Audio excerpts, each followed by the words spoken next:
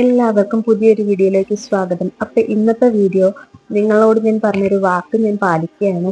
ഞാൻ weight gain ചെയ്യാൻ വേണ്ടിയിട്ടുള്ള വീഡിയോ ചെയ്യുമ്പോൾ നിങ്ങൾക്കും കൂടി ഷെയർ ആക്കാൻ ഞാൻ പറഞ്ഞിട്ടുണ്ടായിരുന്നു.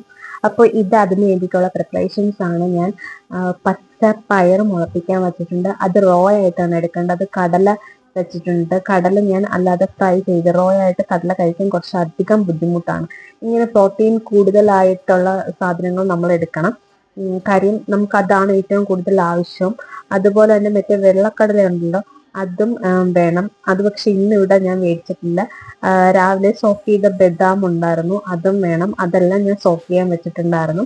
കൂട്ടത്തിൽ ഡ്രൈ ഫ്രൂട്ട്സ് വേണം, ലീഫി വെജിറ്റബിൾസ് വേണം.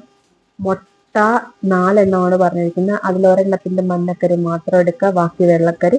ഏത്തയ്ക്ക 4 അതിന്റെ കൂടെ തന്നെ 2 ലിറ്റർ വെള്ളം. ഇത് ഇത്രയും ആവുമ്പോൾ തന്നെ നമുക്ക് ഏകദേശം ഒരു പരുവാവും നമ്മളുടെ വയറ്.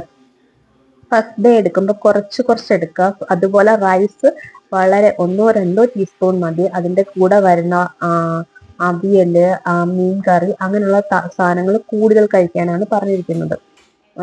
കാര്യം സ്വാഭാവികമായിട്ട് വെയിറ്റ് കൂടിക്കോളും. നമ്മൾ ഇത്ര എക്സസ് ഫുഡ് എടുക്കുമ്പോൾ കൂടിക്കോളും.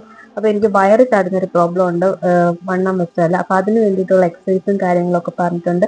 ഇത് ഡ്രൈ ഫ്രൂട്ട്സ് കഴിഞ്ഞ് ഞാൻ സാധനങ്ങൾ മേടിച്ചപ്പോൾ കുറച്ച് നെല്ലിക്ക തേനിലിട്ടത് എടുത്ത് അതാണ് ഈ കൊന്ന് മേടിച്ചുകൊണ്ട് പോകുന്നത്. അപ്പൊ അനിയത്തി വെയിറ്റ് ലോസ് ആണ്, ഞാൻ വെയിറ്റ് ഗെയിനുമാണ്. അവർക്ക് ഫാറ്റ് ലിവർ ഒന്നുമില്ല.